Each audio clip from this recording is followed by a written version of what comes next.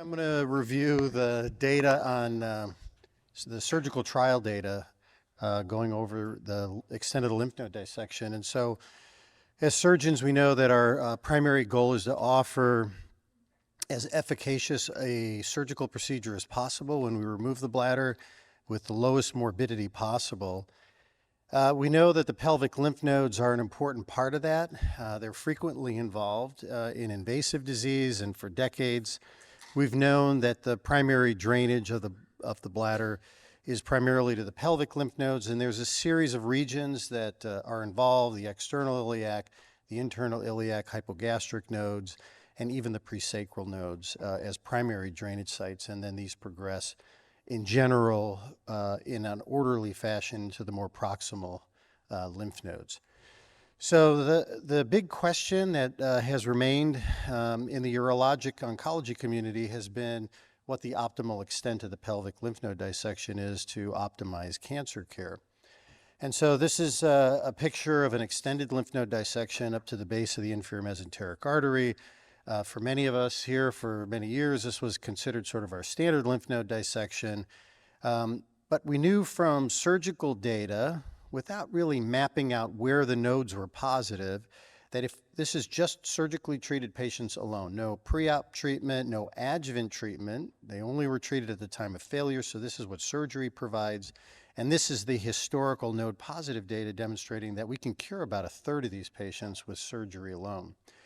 The question, though, that we would ask in order to figure out the extent is what happens in patients who have nodal involvement above the common iliac bifurcation. So below the common iliac bifurcation has been established as a standard lymph node dissection. Anything above that, typically to the aortic bifurcation, was an extended. And the question really remained is it beneficial for removing these nodes or not in patients? And there's really two important questions to know in order to answer that question. The first is, what's the outcome of patients with nodal involvement in this region? Obviously, if they all died, regardless of whether surgery was done, it's a moot point, and removing them would not be of benefit. And the second really is important in powering a study appropriately, which is how frequently does it occur in a given group of patients? If it's such a rare event, it's probably going to be impossible from a statistical standpoint to answer the question. So we actually do have this information. I'm going to show this on detailed mapping data from about 1,000 patients who had been followed and provided location-specific outcome data. And the key here is the N3 patients. So these are the patients with disease above the common iliac bifurcation. And you can see that when they're removed, about 1/3 of these patients actually are disease-free at 5 years.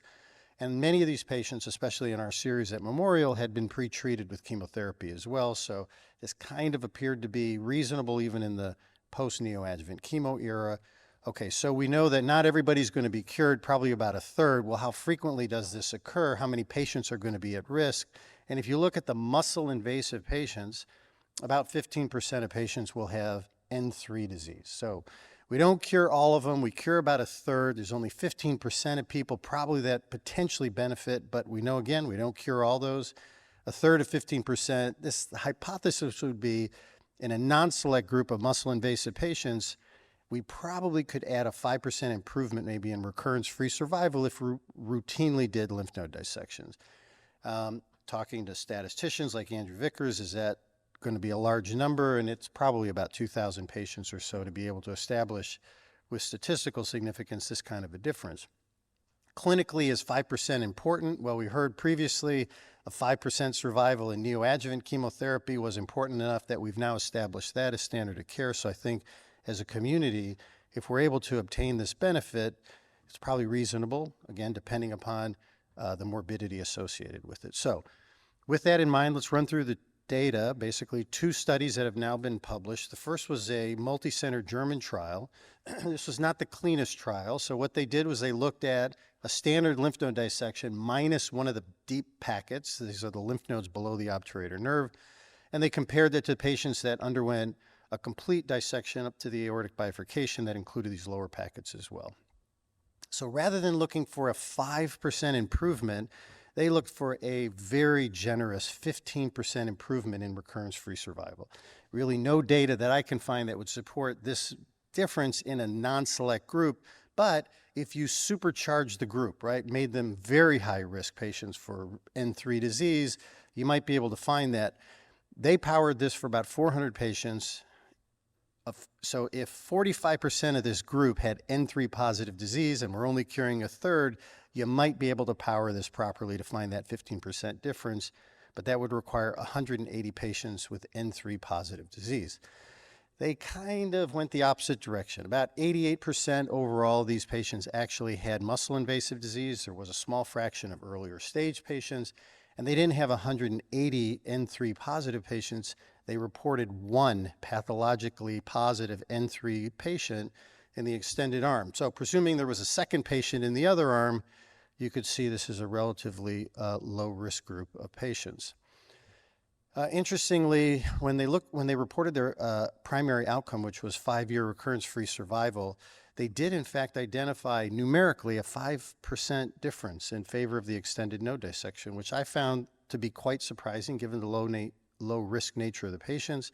The hazard ratio was quite low, but again, they powered this for a 15% difference, so the p-value was not statistically significant.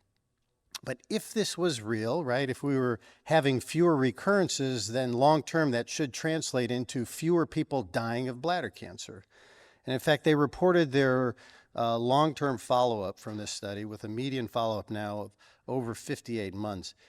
And their cancer-specific outcome was significantly improved. Their hazard ratio dropped to 0.65 in the group that underwent an extended pelvic lymph node dissection, so a 35% relative advantage in the risk of dying of bladder cancer. If you look at overall survival, there was a numeric difference as well as time to progression, but again, these were much smaller, and statistically, this was powered for 15% differences, so this really did not reach numerical significance, but in my mind, this actually lended a lot of support for doing a more thorough lymph node dissection. So more recently, the S1011 SWOG multicenter trial was also just published. They also looked for a very generous benefit of 10% at 3 years in progression-free survival. 55% was the estimated 3-year progression-free survival in the standard arm, going up to 65%. Again, this could have been obtained with a very high-risk group of patients. You need about 30% of patients to have N3 positive disease, 180 total patients. But in their selection criteria, they actually looked to eliminate patients with clinical evidence of N3 disease. So in the protocol, no patient with a clinically N3 disease on radiography that was proven to be positive was allowed, and there was an on-table randomization, which meant at the time of surgery, we'd evaluate the common iliac area. If there was evidence of nodal involvement and it was sent for frozen and positive, the patient was not eligible for randomization. So in fact, they were actually removing some of the patients we actually wanted to test to see if they would benefit.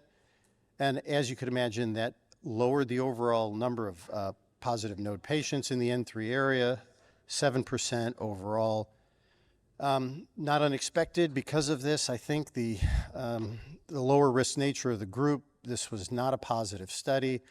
But interestingly, again, if you look at the projected outcome statistically of the control group, the standard lymph node arm was supposed to be 55%, and it was actually 65%, which is what they were hoping for in the extended group. So you can already see the relatively low risk nature now. This was thought to be due to the difference in historical controls that this was based on. 55% would have been what you would have thought maybe in a pre-neoadjuvant chemo era, and with about, I think it was 60% of this group that received neoadjuvant chemo, maybe that's why the control arm did so much better. But, I'll talk about that in a second here. Did this data actually exclude the 5% improvement that you could expect from the mapping data? Well, no, not really. So if you look at their hazard ratio, right, this is the range with a 95% confidence the true value lies within, and that 5% difference actually lays at the lower end of their confidence intervals as well. Now, interestingly, I guess this is the older version. This wasn't the updated version. Okay. All right. So what about the cost of doing this? Well, when we look at complications in the German study, what we can find is that they really reported no significant differences in morbidity or mortality. Their overall major complication rate, so grade 3 or higher, was as expected, about a 25% or so, 26% in both groups. They did find about 10 additional lymphoceles present, but this 25, 26% grade 3 to 5 complication rate is about what we've seen in other prospective randomized surgical trials. The Memorial, Open Robot, Razor trial, IROC all basically show very similar grade 3 to 5 toxicities here. You can see that here. This is all kind of in line with what you would expect. S1011 reported their grade 3 to 5 toxicities, and it was quite a bit higher than what we would have expected overall. About 44% of this control arm, the standard lymph node dissection arm, were reported to have a grade 3 to 5 toxicity. This did increase to 54% in patients that underwent an extended lymph node dissection. So when we kind of look at the two arms here, the way that I sort of bring this data together is that they were both, I think, a little bit overambitious with respect to what the lymph node dissection could provide, 10 to 15%. The question is, how did these studies get powered for this? Really, at the time that these trials were developed, the only data that was available were individual institutional series, some that did more extended lymph node dissections routinely, some that did less. And so the more frequent extended node dissections was really stage-specific data that came out of the USC series. And that difference compared to centers that did a lesser dissection is how that difference was obtained. The presumption is that the entire difference was related to the extent of the node dissection, and I suspect that there were probably other features involved. But as we know from the mapping data, this was probably overambitious. So again, the German trial suggested maybe this early trend that actually remarkably translated into a cancer-specific survival advantage. Their overall morbidity really didn't increase from a limited to an extended dissection, and they had about what you would expect overall of about mid-20 range of grade 3 to 5 toxicity. The SWOG trial did not identify a 10% difference, but they certainly did not rule out a smaller difference based on their 95% confidence intervals. They did demonstrate a significantly higher surgical complication rate overall, but it did increase as the extent of the node dissection increased as well. So the way that I kind of conclude this data was that I don't really think that these studies are the same. They appear to conflict in that the German trial, even though it was relatively low risk, did show some very interesting advantages with respect to the extended node dissection. How much of it was removing these lower node packets versus including the extended packet is really impossible to ferret out, but they did not appear to have increased morbidity or mortality, different from the SWOG study, and I'd be interested to hear from the surgeons here as to why the differences in overall numbers were reported, and maybe the differences in why the extended arm actually had a little bit of additional trouble in that trial. And so I have always sort of practiced a de-escalation in surgical treatment in low-risk patients, low risk for node positivity. These, again, are the CIS patients, T1 patients we've been talking about this morning that go to surgery. The higher-risk patients for nodal involvement, I will routinely do an extended node dissection on. I really don't think that this data has clarified the reasonable benefit that we would expect from a node dissection, but there is some controversy amongst my colleagues. So I'll go ahead and end there.